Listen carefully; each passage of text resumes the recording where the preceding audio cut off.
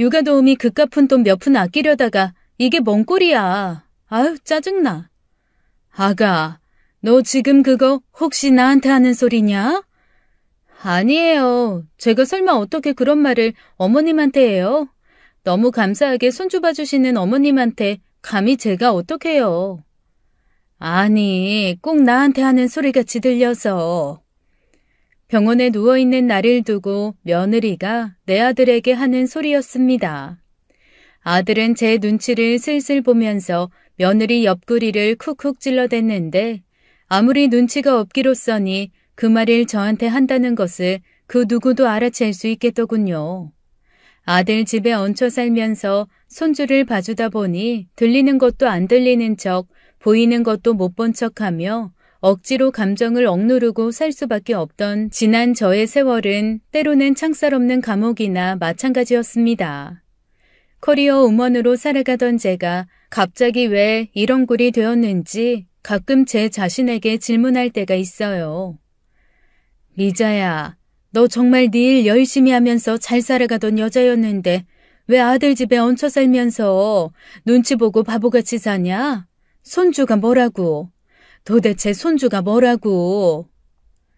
생각해보면 제게 손주는 단순한 손주가 아닌 아주 각별한 존재였죠. 사이가 좋았던 남편이 갑작스럽게 세상을 떠나 아주 많이 방황하던 그때 손주가 태어났거든요. 저는 마치 벼랑 끝에 위태롭게 서 있던 저를 다시 이 세상 위로 올려준 존재가 손주라고 생각했고 그때부터는 약간 집착 아닌 집착을 하게 된 것 같습니다. 초롱초롱한 눈망울로 저와 맨 처음 눈맞춤을 하던 날 저는 다짐했어요. 절대 이 아이를 남의 손에 맡기지 않고 제가 온전히 키워주겠다고 말이죠. 바쁜 엄마 아빠 대신에 제가 잘할 수 있을 것이라고 생각했거든요. 어차피 남편이 죽고 제 인생 대부분을 거의 놓고 살아왔었기에 어떤 다른 것을 기대할 것도 없었답니다. 숨만 쉬고 죽지 않을 정도로 밥만 먹고 사는 것, 그것이 그때는 최선이었으니까요. 남편과 저는 아주 가까운 사이로 지냈습니다. 중매로 만나 불같은 연애를 하지 않고 결혼을 했지만 결혼 후 점점 그 사람에 대한 신뢰가 높아졌어요. 무뚝뚝하고 감정 표현도 제대로 하지 않는 남편이었어도 가족들에 대한 마음은 늘 진심이었고 그런 남편을 저는 많이 사랑했습니다. 특히나 제가 아이들을 낳고 간이 좋지 않아 이식을 받았어야 하는 순간이 있었는데 그때 남편이 선뜻 자신의 간을 이식해 주어서 저는 여태 건강하게 잘 살아가고 있어요. 물론 남편이 제 속을 썩여도 지지리도 많이 싸운 적도 있었지만 말이죠. 세상에 남남이 만나 함께 살면서 어느 정도는 다 싸우는 법이잖아요. 남편과는 집안 아는 분의 소개로 만난 사이였습니다. 저희 집도 남편 집도 같은 전라도 쪽에 있었고 친척분이 두 집안을 연결해 주시면서 자연스럽게 연이 이어졌죠. 말수도 별로 없고 크게 제게 어떤 감정 표현도 하지 않아 처음에는 뭐 이런 사람이 다 있나 싶었는데 지내면 지낼수록 진국 같은 그런 사람이었어요. 자주 만나면서 자연스럽게 저희는 결혼이라는 것을 했고 두 아들을 낳고 평범하게 잘 살아가고 있었습니다. 저는 그때까지만 해도 일을 열심히 다니고 있었어요. 그 당시에 여자들이 사회적인 지위가 높을 때가 아니라서 거의 가사일 혹은 집안에서 부업 같은 것을 주로 하던 시절이었는데 저는 저만의 확고한 의지가 있어 일찍이 보험 일을 시작했었습니다. 어려운 집안 환경 때문에 공부끈이 길지는 않았어도 뭔가 열심히 돈을 벌면서 여자들은 안 된다는 인식 같은 것을 깨고 싶었거든요. 아버지가 굉장히 가부장적인 사고를 가지신 분이라 성인이 되어 집을 떠나 홀로 도시에 나간다고 했을 때 어마어마하게 반대도 하셨습니다. 여자가 조신하게 있다가 시집이 나갈 것이지 어디를 간다고 하는 것이요? 그러면 못 쓰는 것이요? 아이 조신하게 집안에서 농사일이다 도와. 아버지, 저는 이 시골에서 이렇게 살고 싶지 않아요. 저 이모딸이 있는 곳에 가서 조금 얹혀 살면서 열심히 일할 거예요. 그래서 돈도 많이 벌고 부모님한테 효도도 해드리고 그럴게요. 저 이미 다 결정했어요. 아버지가 아무리 그리 말씀하셔도 저 제 뜻대로 할 거예요. 결국 저는 아버지의 반대를 무릅쓰고 도시로 올라왔고 작은 회사의 격리부터 시작해서 이것저것 가리지 않고 열심히 일을 했었습니다. 그렇게 몇 년을 살다가 집안의 소개로 남편을 만나 결혼했고 결혼 후 얼마 후에 보험 일을 시작하게 된 것이죠. 보험은 회사에서 친하게 지내던 언니가 그만두고 먼저 시작했던 일인데 수당제로 계산이 되다 보니 열심히만 하면 꽤 좋은 수입을 벌 수 있을 것 같았습니다. 더군다나 저도 아이들을 낳고 살면 일반 회사에서 하루 종일 근무를 하지는 못하는 상황이 될 게 뻔하니까요. 미리 자리를 잡아서 시간적 여유를 두고 살면 좋을 것 같다고 결론을 내렸었죠. 무뚝뚝하던 남편도 처음에는 반대를 많이 했었어요. 보험 일은 아무나 하는 것이 아니라며 제가 낯선 사람들을 만나고 다니는 것에 대해 많이 우려했었죠. 하지만 아무도 제 뜻을 꺾을 수는 없었습니다. 저는 결국 보험회사에 취직을 했고 아주 열심히 일을 하기 시작했어요. 처음에는 정말 구차한 것 같고 자존심도 많이 상했지만 일을 하면 할수록 매력에 빠져들었고 점점 자신감 같은 것도 생기기 시작했죠. 미친 듯이 열심히 일을 했더니 또 그에 대한 보상도 따라왔고 꽤 많은 돈도 만질 수가 있었습니다. 솔직히 남편이 벌어다주는 평범한 월급쟁이 돈으로는 제대로 된 집도 마련하기 힘들었을 거예요. 그나마 제가 돈을 많이 벌면서 저축도 많이 하다 보니 번듯한 집도 마련했고 자식들도 남부럽지 않게 가르칠 수 있었죠. 하지만 그만큼 너무나도 힘들었습니다. 일을 하며 자식을 키운다는 것은 엄마에게는 늘 죄책감과 미안한 마음이 가득할 수밖에 없었어요. 아무리 보험 일이 시간적인 여유가 있는 일이라고 해도 기본적으로 해야 할 일들이 있는 법이었으니까 말이죠. 특히 첫째 아들은 저와 제대로 된 애착관계도 형성이 되지 못할 만큼 많은 사랑을 주지 못했습니다. 동네에서 친한 아줌마를 써서 아이를 돌보았고 저는 일이 끝나면 녹초가 되어 아이와 제대로 놀아주지도 못하고 훈육만 했었으니까요. 그래서 아이는 한때 저를 거부한 적도 있었습니다.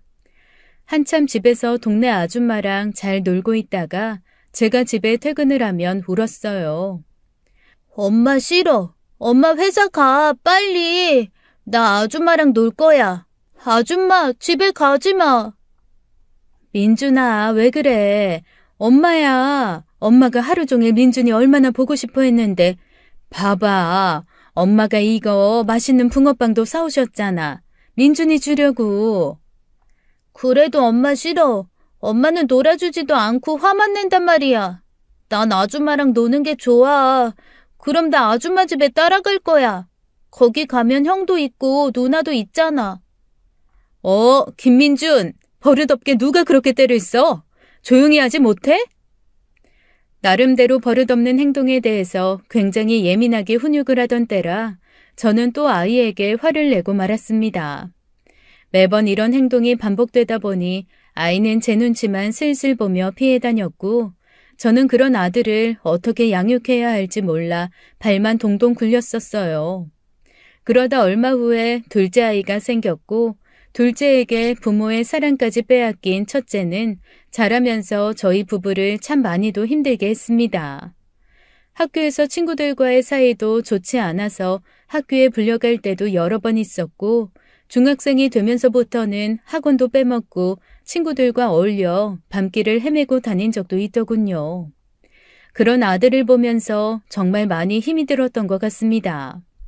제가 돈을 벌러 나가는 바람에 이런 일이 생긴 것 같아 죄책감에 얼마나 많은 눈물을 흘렸는지 몰라요. 그러다가 제가 간이 안 좋아지면서 아주 많이 아픈 모습을 보고 첫째 아들과의 사이가 많이 좋아졌던 것 같습니다. 첫째 아들 녀석은 심성이 굉장히 착한 아이예요. 지아빠를 외모부터 성격까지 쏙 빼닮아서 벌레 한 마리 제대로 죽이지 못하고 마음이 여린 녀석이었죠. 누구보다 선천적으로 사랑이 많은 아이라는 것을 아는데도 그런 행동을 보니 제가 마음이 많이 아플 수밖에요. 결국 제가 병이 들어서야 첫째 아들의 마음이 되돌아왔고 저희는 그때부터 아주 사이좋은 모자지간으로 지낼 수 있었습니다. 엄마, 죄송해요. 제가 너무 버릇없게 굴었어요. 앞으로는 진짜 착하게 살 거예요. 그러니까 엄마 아프지만 마세요. 제발요. 엄마 아픈 거 싫어요. 엄마, 우리 가족을 위해서 얼마나 열심히 돈 버는지 다 알아요. 아이고, 우리 큰아드님이 드디어 철이 드셨어요? 중학교 3학년 때 철 들었으니 일찍 들었다고 해야 하나? 이 녀석아, 엄마는 괜찮아. 우리 아들만 마음 잡고 잘 살아가면 엄마는 아무래도 다 괜찮아. 큰아들은 그 후로 마음을 잡고 공부도 열심히 했고 집안일도 많이 도와주었어요. 그 모습을 보고 남편과 저는 참 다행이다라는 생각을 했었죠. 그 와중에도 제 병은 크게 호전되지 않아 결국 남편의 간이식을 받게 되었고 그 후로는 이전처럼 열심히 일을 하지는 못했습니다. 하지만 열심히 고객 관리를 해온 덕분인지 고객들이 소개를 해주셔서 그 후로도 계속 제 보험 실적은 좋았어요. 건강을 어느 정도 회복하고 난 후에는 모든 것이 다 행복하게 느껴졌고 이 행복이 영원할 줄로만 생각이 되었죠. 두 아들 녀석도 남부럽지 않게 뒷받침해줘서 좋은 대학교에 들어갔고 빵빵한 회사에 취직도 했으니 이제 남편과 노년을 생각할 일만 남은 줄 알았습니다.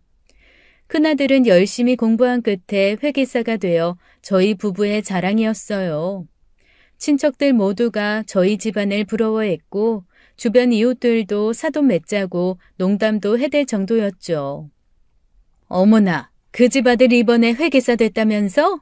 아이고, 경사네 경사야.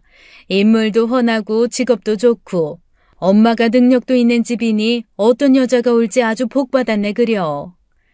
그러게 말이야. 우리 첫째 딸도 3살 연상이긴 한데 어때? 둘이 옛날부터 잘 놀아서 잘 어울리지 않아? 응? 자기 아들이랑 친하니까 말 좀 해서 둘이 연결 좀 시켜줘 볼까?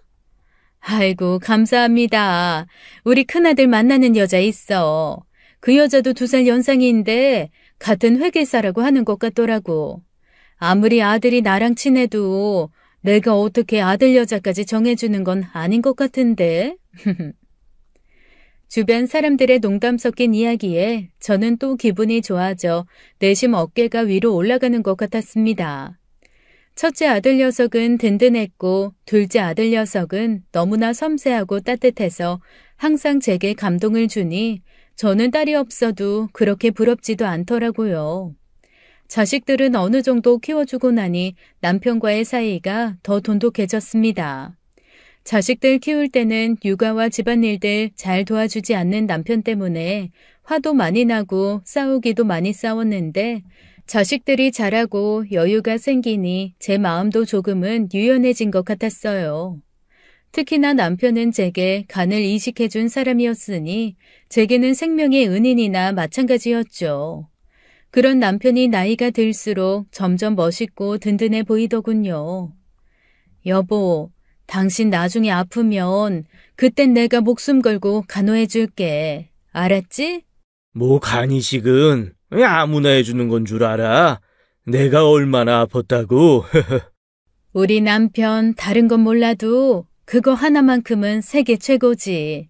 당신이 날 살린 거야. 그러니까 나중에 나 갈 때도 당신이 나 책임져야 해. 알았지? 그래, 그럽시다. 죽으나 사나 자식도 다 컸으니 이제 우리 둘뿐 아니겠소. 우리 둘이 그냥 끝까지 잘 살아보자고. 그렇게 저희 가족은 평범하면서도 화목하게 하루하루를 보냈습니다. 딱히 다이나믹한 일들은 없었어도 그저 일상이 여유로운 순간들이었던 것 같아요. 자식들도 다 자기 밥벌이를 하다 보니 저희 부부에게 맛있는 것도 사주었고 돈을 떠나서 그걸 얻어먹는 재미가 또 쏠쏠했었죠. 언제 이렇게 컸나 싶었고 제가 많이 신경 쓰지 못해서 미안한 아들이었는데 너무나도 든든하게 느껴졌습니다. 그러던 중 큰아들이 여자친구를 소개시켜주고 싶다는 말을 하더군요. 자신보다 연상이라서 생각도 깊고 같은 회계사라서 능력도 좋다고 했습니다. 저는 연상이라는 게 좀 걸리긴 했어도 조건도 좋은 여자를 만난다고 하니 솔직히 기분은 좋았어요. 엄마, 저 조금 빨리 안정되게 결혼하고 싶어요. 저보다 더 능력도 좋고 똑부러진 여자니까 엄마도 분명히 좋아하실 거예요. 엄마 커리어 우먼 늘 꿈꾸셨잖아요.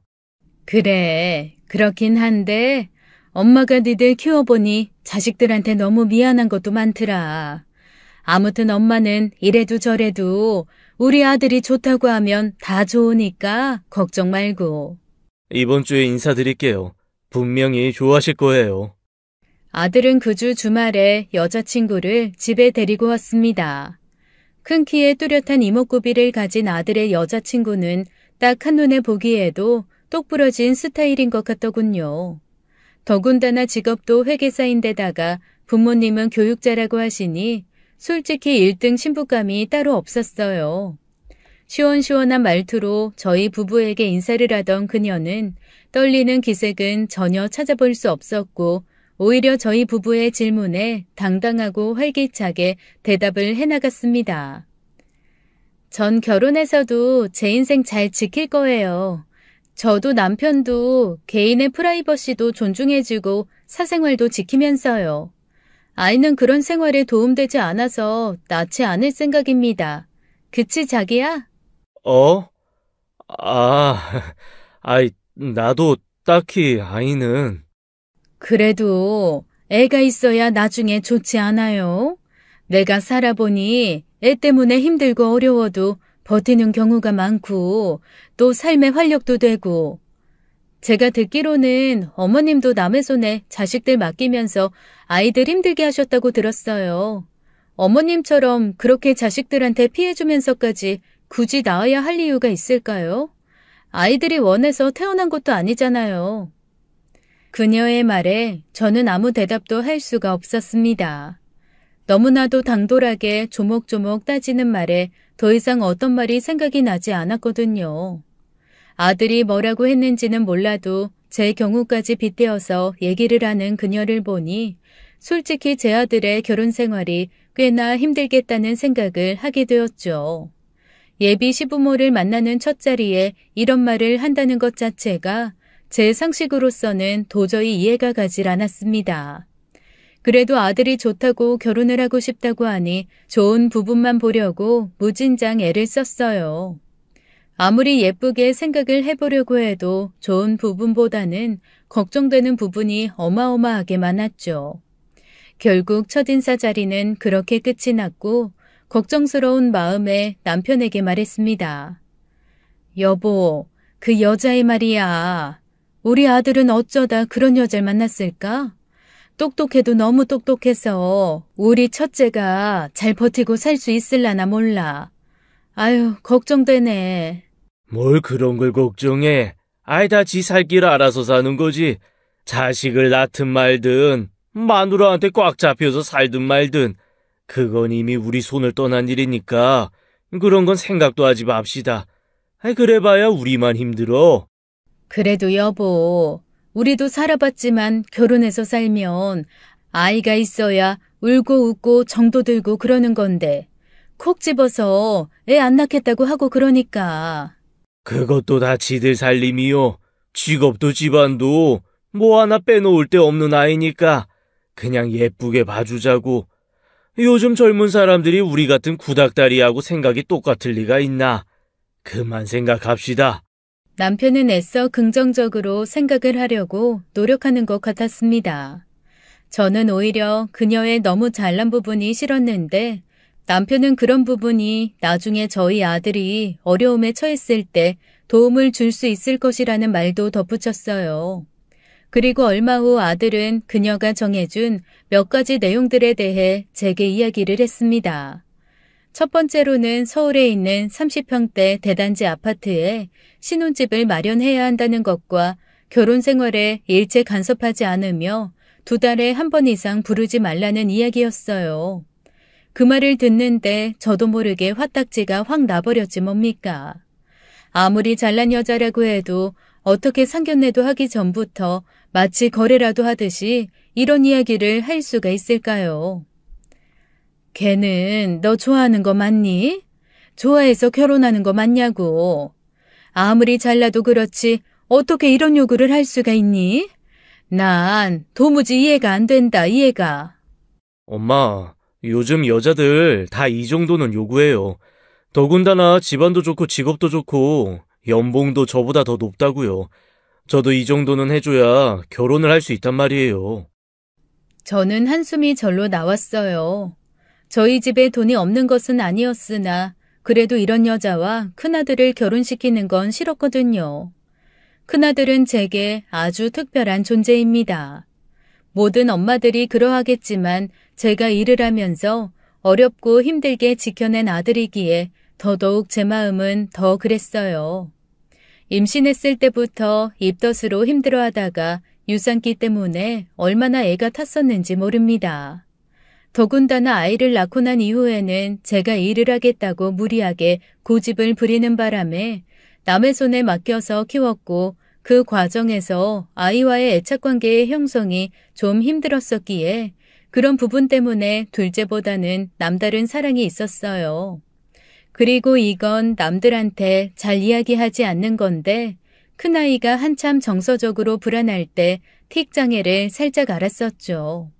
제가 그때 한참 고객들 만나러 다니면서 집안에 잘 관심이 없고 아들에게 훈육만 했었는데 그때 제가 혼을 내기만 하면 눈에 띄는 행동을 계속해서 반복했었습니다. 뭣도 모르고 그런 행동을 하지 말라고 더 혼을 냈다가 나중에는 너무 이상해서 병원에 갔더니 그게 틱장애라는 말을 들었었죠. 그것 때문에 남편도 저도 얼마나 속이 상했었는지 모릅니다. 그래서 제가 몇 달 동안 일을 쉬어가며 전국 유명하다는 병원이며 심리치료센터며 찾아다니면서 아이의 틱을 고치려고 많은 노력을 했고 몇 년 동안 서서히 그런 증세가 없어지게 되었죠. 혹시 나중에 학교 가서 놀림을 받지는 않을까, 그것 때문에 저를 원망하지는 않을까 오만 가지 생각을 하면서 보냈던 시간이었습니다. 그런 큰아들이 사춘기가 되면서 반항을 하고 가출까지 할 때에는 인생을 살기가 싫을 정도였었어요. 남편을 부여잡고 엄청 울기도 하고 혼자 교회며 절이며 찾아가서 무조건 기도도 해보고 그러기도 했었답니다. 큰아들과 이런 일을 겪다 보니 제가 생각하는 큰아들은 정말 남달랐어요. 그런데 벌써 이렇게 커서 결혼을 한다고 여자를 데려왔는데 그 여자가 왠지 제 아들을 편히 놔둘 것 같지가 않아서 그게 너무 속이 상했죠. 애써 좋게 생각하려는 남편도 며칠 동안 잠을 잘 못 자고 홀로 불 꺼진 주방에서 소주를 한 잔씩 들이키는 모습을 보니 이 사람도 마음속으로 진짜 걱정이 많겠다는 생각이 들었습니다. 하지만 어쩌겠어요. 아들이 좋다고 하는 것을요. 아들은 그 여자가 없으면 못 살 것 같고 그 여자랑 결혼해서 행복한 생활을 하고 싶다고 했습니다. 아이가 없으면 강아지를 키우면 되고 돌아서도 평생 천년만년 사랑하며 살아갈 수 있다고 했죠. 몇 달 동안 소화가 되지 않을 정도로 속이 답답했지만 결국은 아들의 결혼을 허락했어요. 자식 이기는 부모는 세상에 아무도 없더군요. 부모 속도 모르고 해볼쭉 좋아서 입이 귀에 걸리는 아들 녀석을 보니 서운하기도 했지만 그래도 아들의 행복한 모습에 한편으로는 저도 행복했던 것 같습니다. 남편과 저는 그동안 청약으로 당첨되어 갖고 있던 아파트를 준비해 큰아들에게 주었고 큰아들도 좋아했어요. 예비 며느리가 아주 만족하지는 않았어도 그래도 남부럽지 않을 만큼 자립을 하게 해주었으니 불만은 없다고 생각했죠. 며느리가 내건 결혼에 대한 약속을 최대한 지키려 저는 궁금해도 아들 내외를 집으로 부르지도 않았으며 집에 찾아가지도 않았습니다. 입맛이 까다로운 큰아들 녀석이 잘 먹고 다니고 있는지 너무 궁금하긴 했어도 꾹 참고 또 참았어요. 며느리는 결혼 후에 정해진 시간 외에는 오라가라 말도 하지 말라는 말을 했었기에 지켜주려 노력했습니다. 그러던 어느 날 며느리와 약속한 시간에 다 같이 밥을 먹고 있는데 아들 녀석의 거칠한 얼굴이 보였어요. 결혼을 하면 얼굴에 화색이 돌고 좋아 보여야 하는데 이 녀석은 얼굴이 오히려 안 돼 보이는 겁니다. 아무리 일찍 출근을 해도 아침밥을 꼭 먹고 한식을 좋아하는 아들 녀석인데 혹시 밥도 한 그릇 제대로 못 먹나 싶어 걱정스러운 마음에 물어보았죠. 아니 아들, 얼굴이 왜 이렇게 까칠해? 요즘 밥 잘 챙겨 먹고 다녀? 너는 아침도 꼭 먹어야 일이 잘 되는 애라서 아침을 잘 먹어야 하는데. 어머님, 그런 질문 실례인 거 아세요? 마치 그건 저랑 결혼해서 잘 못 먹고 다닌다는 소리로 들리는데요. 어머 아가, 그런 말이 아니라 그냥 내 아들이 밥은 잘 먹고 다니나 물어본 거야. 살도 좀 빠진 것 같고 얼굴이 거칠해 보여서. 그러니까 그런 말이 마치 저 때문에 그런 것 같다고 들린다니까요. 저 정말 기분 별로 안 좋아요. 그럼 잘 좀 먹게 차려주면 되지 않겠니? 아가야, 우리 아들은 아침을 꼭 챙겨 먹는 습관이 오랫동안 들어서. 제가 챙겨줘야 한다고 생각하세요? 왜요? 가사 일은 정확하게 분담해서 하는 거지. 왜 여자라서 제가 해줘야 되나요? 제가 이 사람보다 월급도 더 많은 거 모르세요?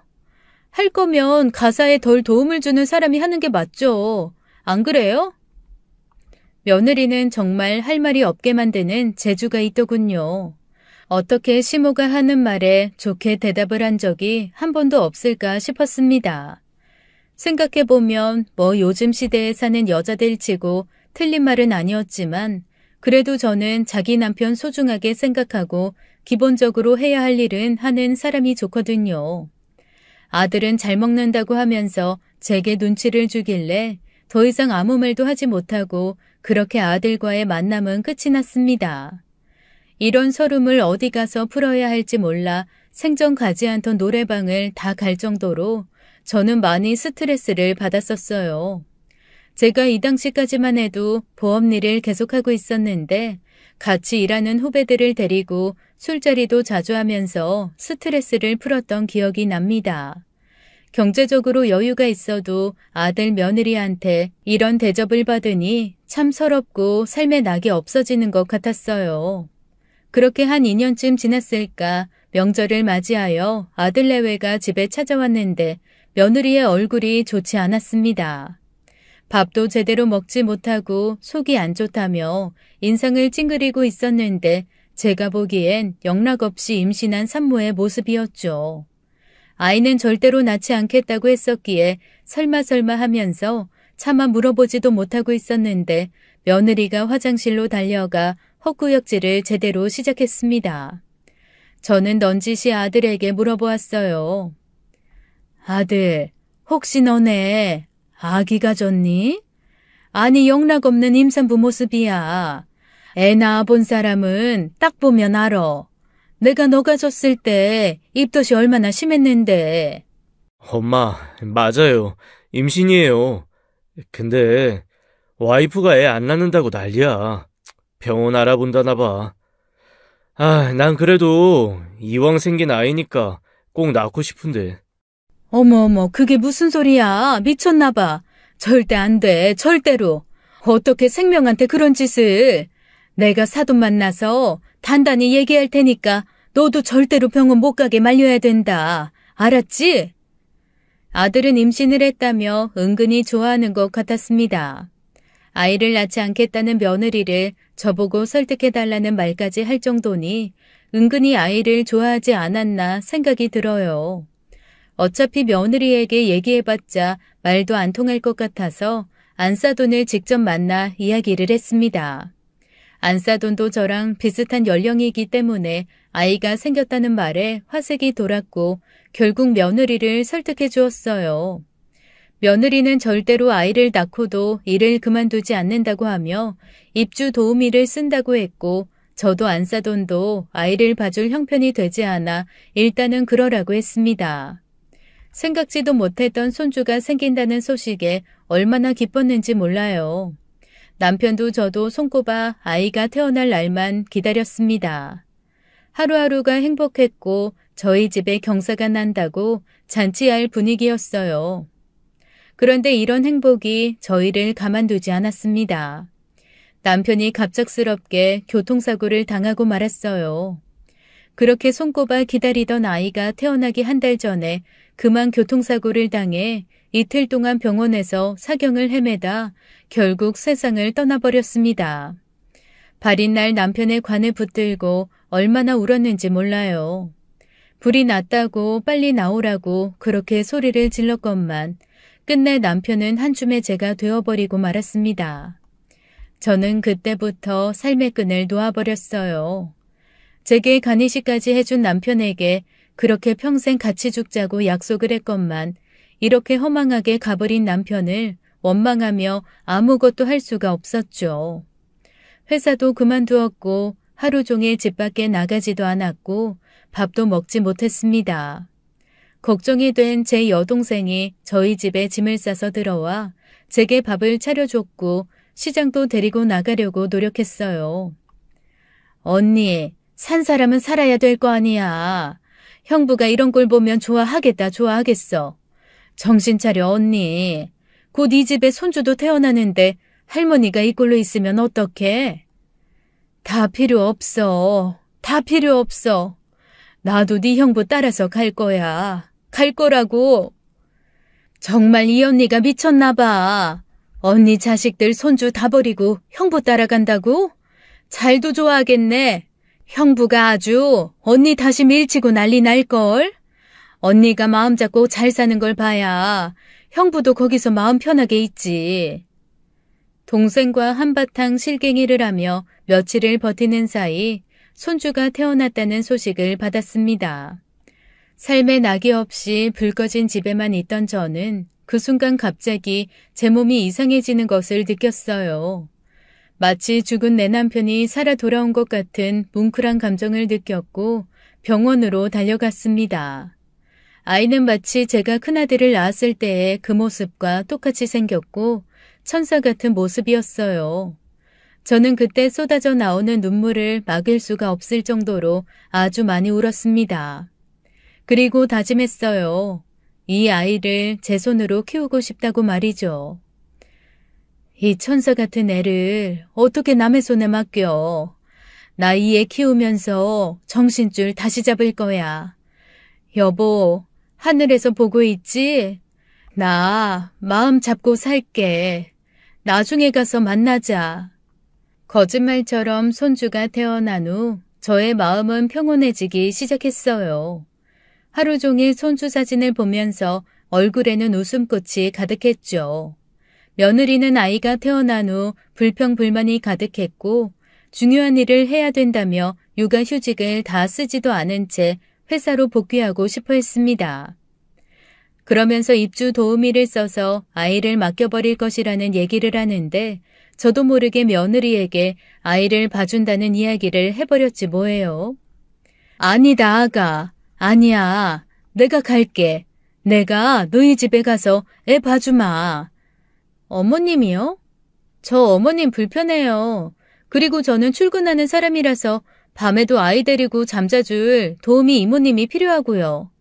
입주 도우미 요즘 300 정도면 쓰는 것 같은데. 300? 어머나, 그 많은 돈을 왜 써? 그리고 아무리 남이 잘 봐준다고 식구만 하겠니? 내가 너희 집에 들어가서 애 데리고 같이 자고 살림도 해줄게. 그리고 너 불편하지 않게 작은 방에서 생활하고 최대한 참견 안 하고 살게. 난 돈도 필요 없다. 300만 원 안 벌어도 나 그 정도 능력 있는 사람이야. 며느리는 까칠한 표정으로 내키지 않아 했지만 저는 끝까지 제 의견을 밀고 나갔습니다. 어쩌면 제가 살려고 그랬는지도 몰라요. 이대로 또 남편 없는 집에 가서 있는 것보단 손주를 봐주며 살면 제가 살 수 있을 것 같았죠. 내키지 않아 하는 며느리를 뒤로하고 아들을 설득해 제가 살던 집을 매매로 내놓고 아들 집으로 들어갔습니다. 그리고 그곳에서 하루 종일 손주와 함께 했어요. 손주만 아니었으면 집안에서 멍 때리고 하루 종일 밥도 안 먹고 있었을 텐데 손주 덕분에 밥도 챙겨 먹고 웃으면서 활력을 찾게 되었죠. 여동생도 제게 손주는 형부보다 더 귀한 존재가 되었다며 정말 다행이라고 할 정도였어요. 그렇게 저는 하루하루를 손주에게 집중하며 제 목숨처럼 아끼고 돌봤습니다. 며느리에게 최대한 피해를 주지 않기 위해서 며느리가 퇴근을 하고 나면 얼른 밥을 차려주고 방 안에 들어가 잘 나오지도 않았죠. 며느리도 제가 이렇게까지 하니 별말 없이 지내는 것 같더군요. 그런데 시간이 지나면서 며느리는 제가 너무 편해진 건지 퇴근 시간도 너무 늦고 주말에도 자유롭게 외출을 하는 겁니다. 일을 하는 능력 있는 사람이라지만 그래도 이건 애딸린 유부녀가 너무 밖으로 도는 것 같았어요. 아들 녀석은 워낙에 성격이 착하고 그러려니 하면서 지냈는데 제가 보기엔 뭔가 수상해 보였습니다. 아들, 유민이 애미 어제도 늦게 들어왔지? 새벽 2시가 넘어서 들어오는 소리 나는 것 같더만. 아, 회사에서 중요한 바이어가 오셔서 만나고 온다고 했어. 나는 피곤해서 일찍 잠들었었는데 엄마는 안 잤어? 유민이가 깨서 다시 재우느라 안고 있었는데 그때 오더라고. 하루 이틀도 아니고 주말도 그렇게 매번 이렇게 나가는데 넌 아무렇지도 않아? 바쁜가 보지 뭐. 능력 있는 마누라랑 사는 게 뭐 쉬운 줄 알아? 그래도 남들이 다 부럽다고 난리야. 나보다 월급도 많고 지위도 높고 워낙 밖에서 사람들한테 평이 좋고 인기가 많은 사람이라 그래. 엄마가 좀 이해해줘. 아들은 진짜 그렇게 생각을 하는 건지 일부러 그러는 건지 그냥 자기 아빠처럼 긍정적으로 생각하고 있었습니다. 저는 그런 큰아들이 바보 같고 딱하기도 하더군요. 그렇게 몇 년을 저는 손주 녀석 하나를 보고 아들 집에 얹혀 사는 신세가 되었었죠. 제 친구들은 커리어 우먼처럼 살던 제가 왜 그렇게 사느냐며 바보 같다고도 했습니다. 하지만 저는 그 생활이 너무 좋았고 다시 제 인생을 시작할 수 있는 원동력이 된 손주가 그냥 마냥 좋기만 했어요. 손주 녀석 따라다니느라 허리랑 다리가 끊어질 것 같았지만 그것도 다 감사했죠. 그러던 어느 날 큰아들이 지방으로 출장을 가게 되었고 며칠간 며느리와 단둘이 집에서 생활을 하게 되었습니다. 며느리는 저와 단둘이 있는 것이 불편했는지 친정에 가서 며칠 쉬면서 출퇴근을 하고 온다며 제게 아이를 부탁했고 저는 아들 집에서 홀로 아이를 보며 집안일을 하고 살고 있었죠. 그런데 집안에 있는 물건을 찾다가 못 찾겠어서 며느리에게 전화를 걸었는데 전화기가 꺼져 있었습니다.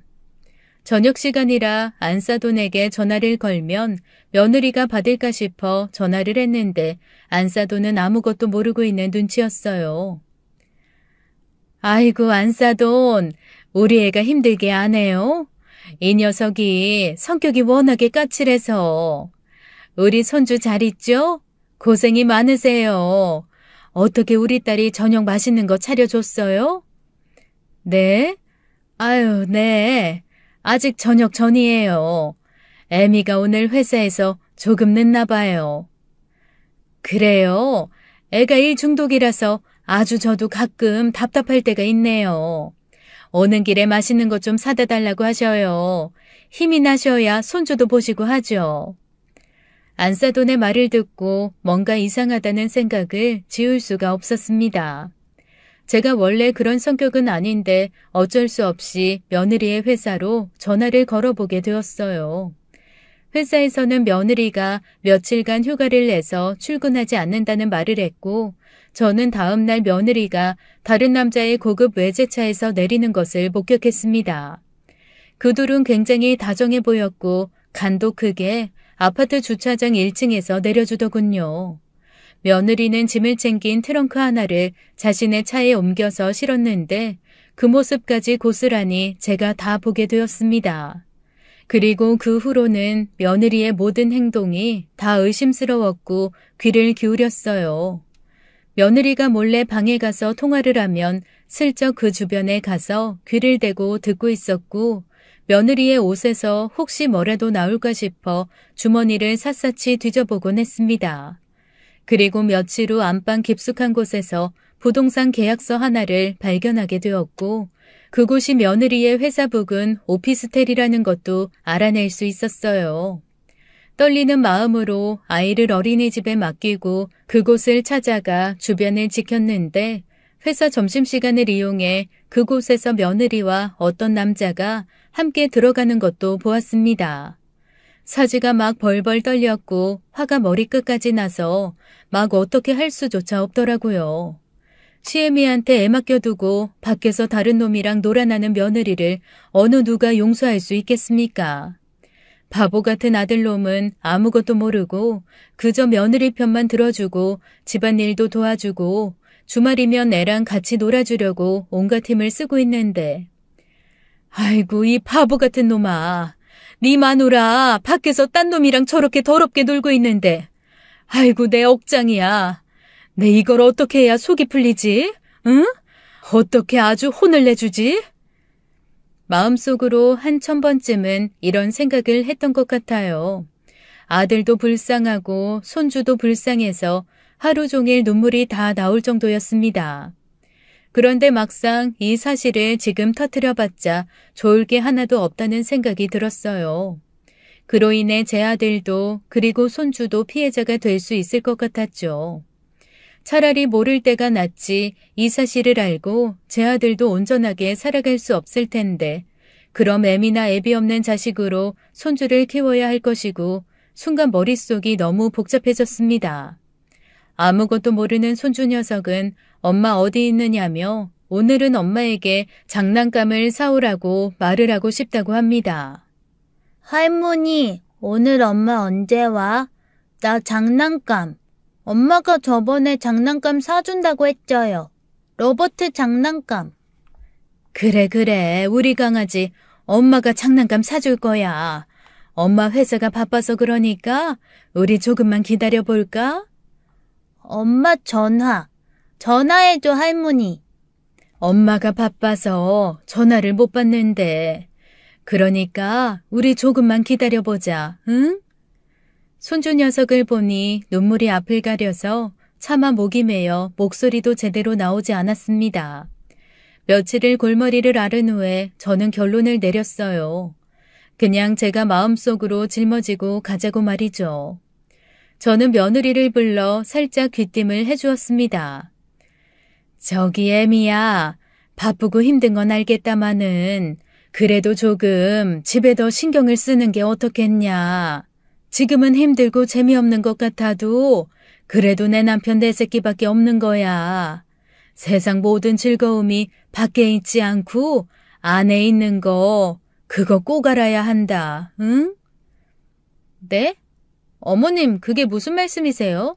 남이 들으면 뭐 제가 남편이랑 새끼 버려두고 밖에서 이상한 짓 하고 다니는 것처럼 들리겠는데요?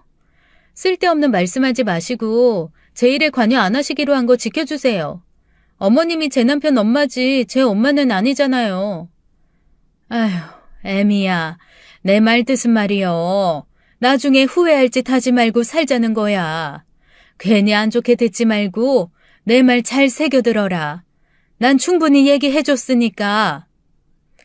저는 딱 며느리에게 여기까지만 말을 하고 말을 아꼈어요.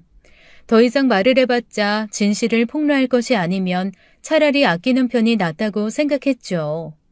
이대로 내 아들 가정을 잘 지켜주는 것이 남편을 먼저 떠나보낸 제가 할 일이라고 굳게 결심을 하고 말입니다. 하루하루가 참 힘들고 고통스러웠어요. 며느리가 밖으로 나갈 때마다 저는 밤에 잠을 자지 못했고 계속 며느리 행동 하나하나를 주시할 수밖에 없었죠. 제가 이렇다 보니 며느리도 제게 눈치를 보며 이럴 바에는 따로 나가서 사시라는 말도 서슴지 않고 했습니다. 그러던 어느 날 저는 교통사고를 당하고 말았어요. 손주 녀석이 한창 날뛰는 나이라서 무조건 앞만 보고 뛰는 통에 차가 오는 줄도 모르고 달려가고 있었고 저는 그런 손주에게 위험이 닥치자 몸을 던져 손주를 구했습니다. 미처 멈추지 못한 차에 다행히 제 몸만 부딪혔고 손주는 제가 감싸 안아 무사했죠. 저는 그 자리에서 쓰러졌고 주변으로 사람들이 몰려들었습니다. 할머니 괜찮으세요? 정신 좀 차려보세요. 할머니! 우리 애기 괜찮아요? 우리 애기요. 괜찮아요, 할머니. 구급차 불렀어요. 할머니, 정신 차리세요. 할머니! 저는 손주가 무사하다는 말만 희미하게 들은 채 그 자리에서 기절하고 말았습니다. 외상도 외상이었지만 여태껏 다친 적 한 번 없던 제가 교통사고가 나고 너무도 놀랐었나 봐요. 더군다나 남편이 교통사고로 세상을 떠났기 때문에 제가 느끼는 교통사고에 대한 압박감은 상당히 컸었죠. 점점 희미하게 정신이 나가는 상태에서도 제품에 안겨있는 손주의 울음소리가 들려왔고 저는 힘이 빠져나가면서도 팔로 꽉 손주를 끌어안은 기억도 납니다. 나중에 동네 사람들이 저보고 정말 대단한 할머니라고 하더이다. 그렇게 큰 충격을 받았음에도 손주를 지키는 모성애가 일반 사람들하고는 차원이 다르다고 말이죠. 어쨌든 저는 그렇게 응급차에 실려 병원으로 갔고 아들과 며느리 모두에게 연락이 갔습니다. 깨어나 보니 제 곁에는 손주와 아들 내외가 있었고 저는 병실에서 수액을 맞고 누워 있었어요.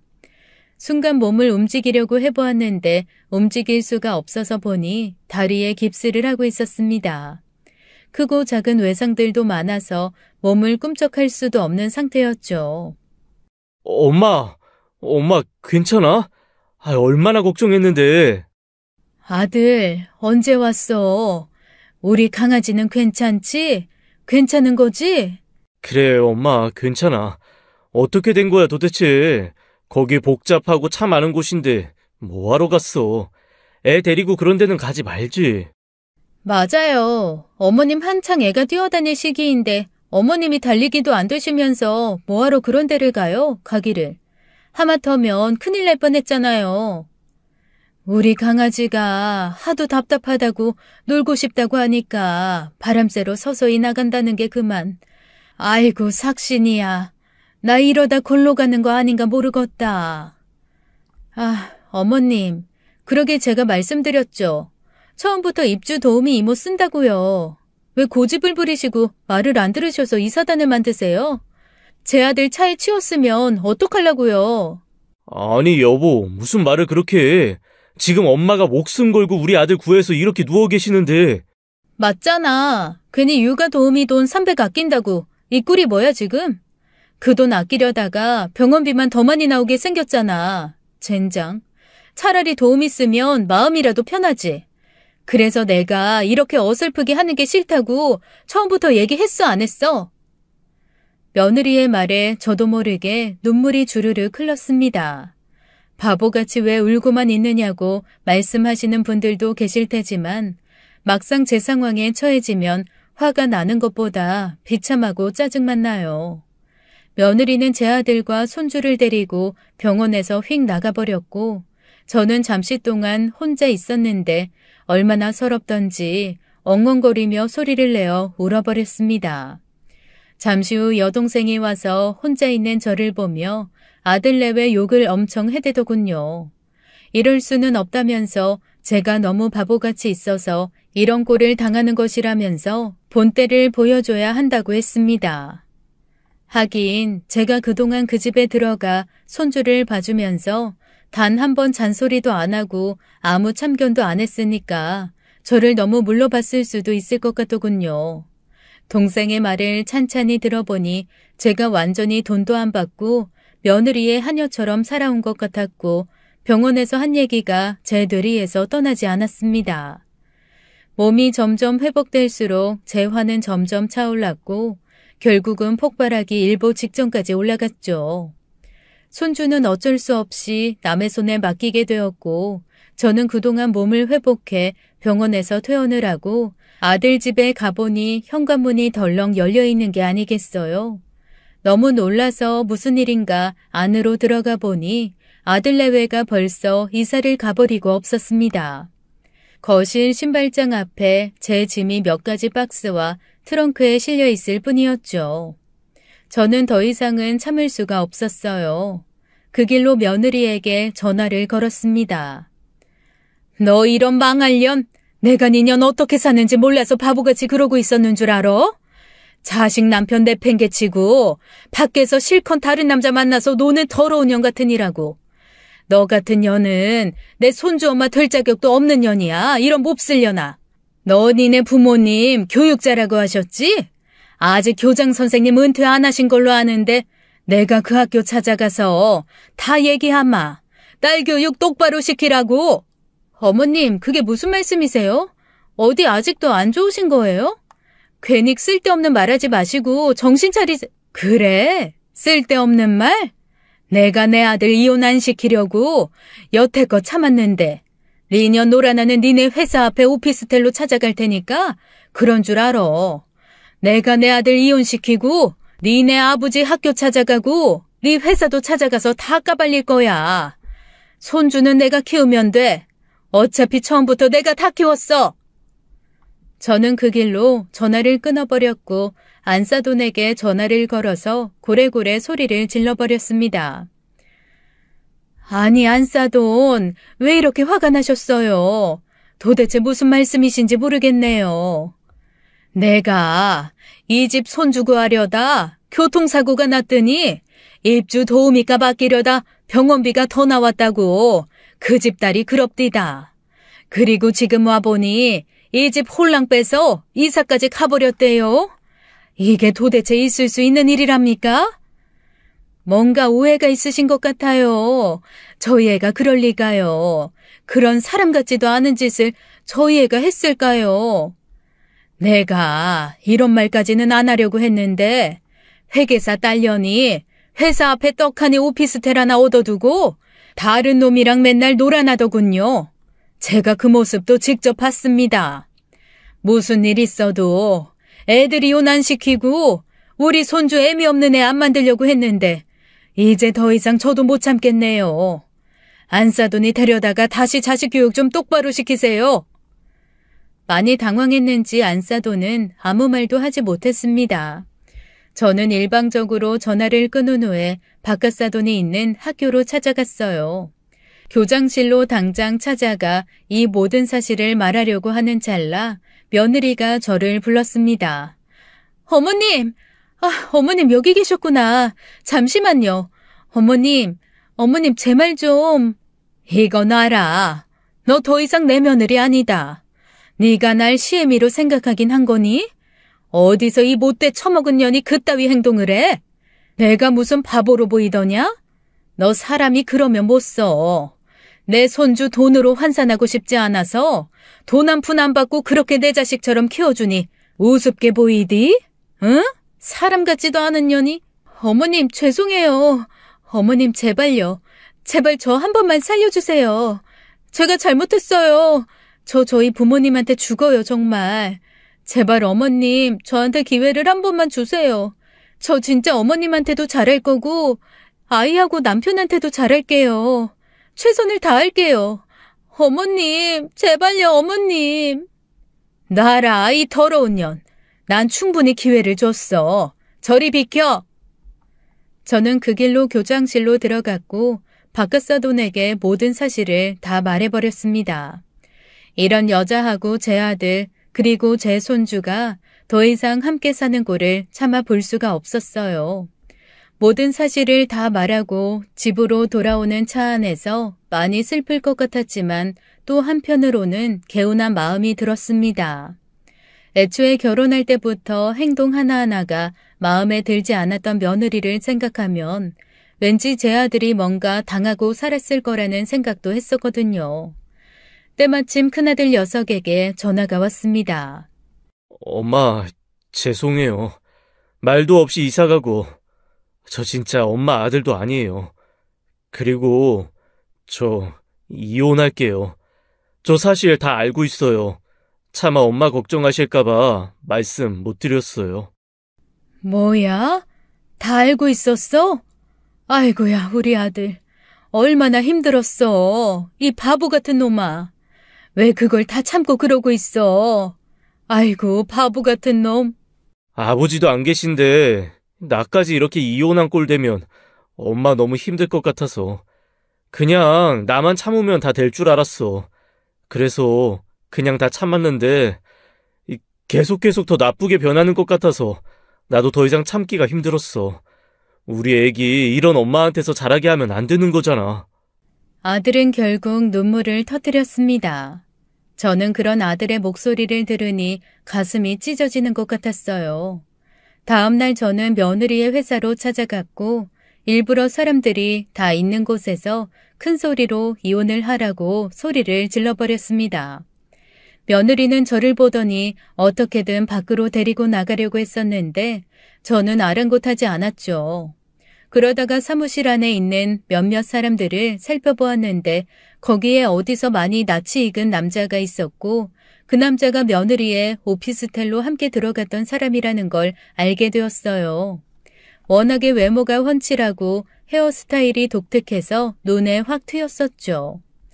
오라, 당신이구만. 내 며느리랑 같이 여기 앞에 있는 오피스텔 드나들던 사람이. 훤칠하게 생겨가지고 어디서 애 딸린 유부녀랑 아이고 이 더러운 년놈들. 하루라도 빨리 이혼해서 내 아들이랑 내 손주 깨끗하게 살게 만들 거다. 사무실 안에 있는 사람들은 모두 웅성거리기 시작했고 며느리와 그 남자는 사람들의 눈길을 피해 밖으로 나가버리고 말았습니다. 저는 짐을 싸서 여동생 집에 살고 있는데 그날 밤 여동생 집으로 며느리가 찾아왔더군요. 제발 한 번만 기회를 달라고 하면서 오열을 하며 무릎까지 꿇고 사정을 했는데 저는 받아주지 않았습니다. 그것도 다 진실인지 연극인지도 모르겠고 처음부터 저희 집안을 아주 우습게 본 사람이라는 것을 다 알고 있으니까요. 가거라. 찾아오지도 말어. 너 이런 스타일 아닌 사람 아니냐. 이 꼴로 엉망진창으로 살라고 네 인생에 간섭하지 말라고 한 거니 네 인생 앞으로 네가 다 책임져라. 어머님, 저기요 그게요. 저는 싫다고 했는데 그놈이 자꾸만 저한테 껄떡대고 그래서 그런 거예요. 저 진짜 아니에요. 저희 부모님 얼굴에 먹칠하는 딸 되고 싶지 않단 말이에요. 제발 제 사정 좀 봐주세요, 어머님. 아이고, 니네 부모는 중요하고 내 아들이랑 나는 안 중요하디? 어디서 말 같지도 않은 말을 나불거려? 그 주둥이까지 아주 몽둥이로 두들겨 패버리기 전에 당장 가거라, 당장.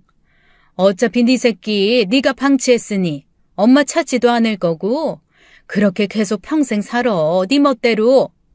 무릎까지 꿇고 오열하던 며느리를 저는 반강제로 내쫓아버렸습니다. 아주 뻔뻔한 꼴이 꼴도 보기 싫었거든요. 이혼을 준비하면서 힘들고 어려웠지만 아들은 결국 이혼을 하게 되었고 저는 손주를 키우며 아들과 함께 살게 되었습니다. 제 여동생도 많은 도움을 주고 있으며 외지에 혼자 살고 있는 작은 아들도 조카를 돌봐준다며 집으로 들어와서 함께 살고 있어요. 오랜만에 다 같이 집에 모여 사니 옛날 생각이 많이 납니다. 남편도 함께 있었다면 너무 행복했을 텐데 오늘은 남편이 많이 그립고 또 그립네요. 손주는 애초에 엄마 손에서 자라지 않아서인지 크게 엄마를 찾지는 않습니다. 그래도 가끔씩 엄마 이야기를 하곤 하는데 많이 허전해하지는 않는 것 같아 다행이에요. 저는 제 아들에게 말합니다. 언제든지 좋아하는 여자가 생기면 다시 시작해보라고요. 사랑이 두려워서 시도조차 하지 않는 멍청이로 있지 말라고 얘기해 줍니다. 부모가 행복해야 자식도 행복한 법이니까요. 그 옛날 저도 일하느라 아이들에게 잘 해주지 못한 것이 미안해서 제 남편과 꼭 닮은 손주 녀석을 무슨 일이 있어도 끝까지 지켜줄 생각이에요. 오늘따라 하늘에 있는 남편이 너무나도 보고 싶습니다. 아마 남편도 제게 잘했다고 얘기해 주겠죠. 언젠간 만날 남편을 기다리며 오늘도 열심히 살아보렵니다.